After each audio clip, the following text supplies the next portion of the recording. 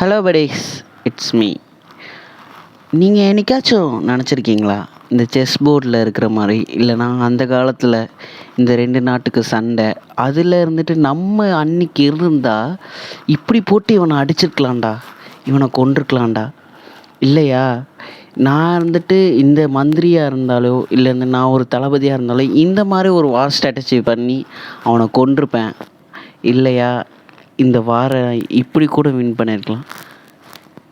இந்த பழைய மூவியில் வர மாதிரி இவன் வந்துட்டு ஸ்வாடை எடுத்து இப்படி அடித்தான் கொன்னான், இப்படி இல்லாமல் இந்த மாதிரி பண்ணியிருக்கலாம் அப்படின்னு நீங்கள் நினச்சிட்டு நம்ம இல்லாமல் போயிட்டோமே அப்படின்னு நினச்சிங்கன்னா உங்களுக்கான கேம் தான் இந்த ஜுவல்லரி 2.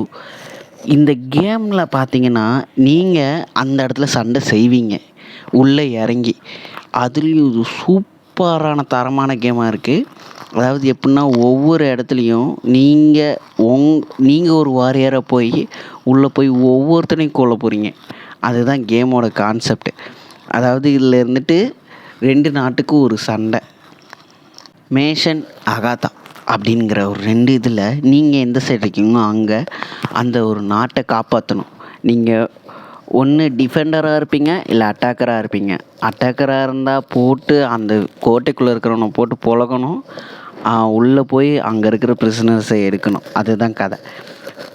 நீங்கள் டிஃபெண்டராக இருந்தால் வரவே விடாமல் அவன் வந்துட்டு அங்கே காலை வச்சா வெட்டு உனக்கு தான்டா அப்படிங்கிற மாதிரி இங்கேருந்து ஆர்ச்சரை வச்சு வில்ல வச்சு நச்சுன்னு அடிக்கலாம்.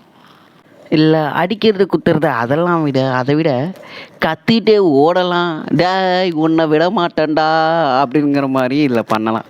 ஏன்னா அந்த ஆப்ஷன்ஸ் இமோஜஸோ இதில் கொடுத்துருக்காங்க. ஸோ இந்த கேம் பார்த்திங்கன்னா first person game plus third person வியூலேயும் இருக்குது. இதை இருந்துட்டு இந்த கேம் பார்த்திங்கன்னா மெட்வாய் அப்படிங்கிற ஒரு மூவியை பேஸ் பண்ணி எடுத்த கதை. இந்த மூவி யாராச்சும் பார்த்துருக்கீங்களா கமெண்ட் பண்ணுங்கள்.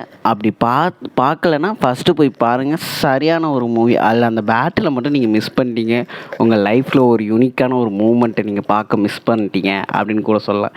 ஏன்னா அந்தளவுக்கு செம்மையாக சக்கத்தாக இருக்கும். ஜான் ஜிங்கா அப்படிங்கிற ரியல் பேட்டில் மேன் அப்படின்னு சொல்லலாம், இல்லை கிரேட்டஸ்ட் வாரியர் அப்படின்னு சொல்லலாம். அவனை ரியல் மேனாக இருந்துட்டு இன்ஸ்பயர் பண்ணி எடுத்த அந்த மூவியை இன்ஸ்பயர் பண்ணி இந்த இதை எடுத்திருக்காங்க. முக்கியமாக இந்த கேமில் சொல்ல மறந்துட்டேன், இதில் 64 பேர் விளையாடலாம் மொத்தமாக எல்லோரும் சேர்ந்து. அதாவது ஒரு ஏரியாவில் இருக்கீங்களா, என்னடா நம்ம எல்லோரும் ஒன்றா விளையாட, பப்ஜினா ஒரு 4 பேர் தான் விளையாட முடியும், அந்த மாதிரிலாம் நான் சில பேர்லாம் மேக்ஸிமம் ஸ்குவாடு 4, 6 அந்த மாதிரி அளவு தான் விளையாடணும். ஆனால் இதில் 64 பேர் விளையாடலாம். போட்டோமா அடித்தோமா குரூப்பாக போனோமா பொழந்தோமா அப்படிங்கிற மாதிரி இருக்கும். ஓடி போய் வேணாம் அடிக்கலாம். அதே மாதிரி அவன் அடிக்கிறது இப்படி ஒரு தடுத்து லெஃப்டில் அடித்து ரைட்டில் ஒரு அறுந்துட்டு ஸ்வாடை வச்சு ஒரே அடித்தோமா அவனை முடித்தோமா அப்படிங்கிற மாதிரி முடியும். அடுத்தது ஆஃபீஸர் அப்படிங்கிற ஒரு கேரக்டர் இருக்கான். அவன் வந்துட்டு ஒரு கையிலே ஸ்வாடு வச்சு அடிக்கலாம் அவனோடதை வச்சு. அதுக்கப்புறம் கார்டியன் அப்படின்னு ஒருத்தர் இருக்கான். கார்டியனுங்கிற பேருக்கு ஏற்ற மாதிரி நம்மளோட டீமை இருந்துட்டு நம்மளால் ஹீல் பண்ண முடியும். அதே மாதிரி இருந்துட்டு ஒரு பிக் ஷீல்டு வச்சுருப்பான். அந்த ஷீல்டை வச்சு வரவனையும் அடிக்கலாம். அதே மாதிரி ஆர்ச்சரில் நைட்டாக இருந்தீங்கன்னா ஆர்ச்சர் அடிக்கிற அம்பு இருந்துட்டு உங்களால் தடுக்க முடியாது. ஆனால் கார்டியனாக இருந்தீங்கன்னா உங்களால் தடுக்கலாம். ஸோ அந்த மாதிரி இருக்கும். இந்த கேரக்டர்ஸ்லாம் நீங்கள் அப்படியே லைட்டாக மேட்ச் பண்ணி பார்த்தீங்கன்னா செஸ் காயினில் வர கேரக்டர்ஸ் மாதிரி இருக்கும். லைக் பிஷப்பு, நைட்ஸு, அதாவது சிப்பாயி அந்த மாதிரிலாம் இருக்கும். ஓகேவா? இந்த ஃபுட்மேனுங்கிறது கூட எப்படின்னு பார்த்தீங்கன்னா இந்த யானை இருக்கிற மாதிரி ஸ்ட்ரெயிட்டாக இருக்கணும்னா சதக்குன்னு ஒரு வெட்டலாம் அப்படிங்கிற மாதிரி இருக்கும். அதேமாதிரி போல்மேன் அப்படிங்கிறது அவங்ககிட்ட இருந்துட்டு ரொம்ப லாங்கான ஒரு வெப்பன் இருக்கும். ஸோ அந்த வெப்பன்லேருந்து நம்ம கோடாரி வச்சு சத் அப்படின்னு ஒரு சவுண்டோடு இதில் வெட்டுங்க. அதெல்லாம் ஒரு மாதிரி ஃபீல் குட்டாக இருக்கும் அப்படின்னு சொல்ல முடியாது, பட் அதெல்லாம் ஃபீல் குட்டாக தான் இருக்கும்.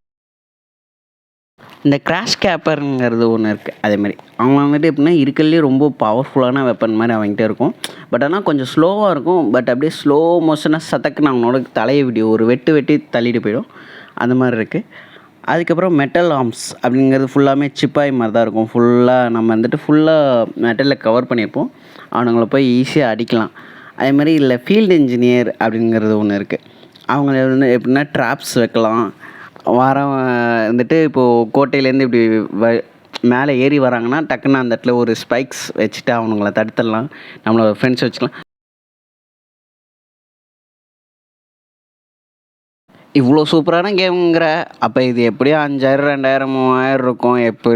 எப்படி எல்லாம் விளையாட முடியாது அப்படின்னு தானே நினைக்கிறீங்க. ஆனால் இது வந்துட்டு இப்போ இந்த வீக் ஃப்ரீயாக விட்ருக்காங்க. கிளைம் பண்ணாதவங்க போய் கிளைம் பண்ணிக்கோங்க எபிக்கில். புரியுதா? ஃப்ரீ ஃப்ரீ ஃப்ரீ ஓகேவா? ஸோ அதனால் போயிட்டு டக்குன்னு கிளைம் பண்ணிக்கோங்க. இதோட ஒர்த்து 1000 ரூபீஸ் இருக்குது.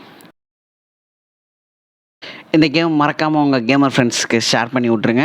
அவங்களே எபிக் கேமில் போய் சீக்கிரமாக கிளைம் பண்ணிக்க சொல்லுங்கள். இல்லைனா கிளைம் போயிடும். அப்புறம் 1000 ரூபீஸ் கொடுத்து வாங்குற மாதிரி இருக்கும்.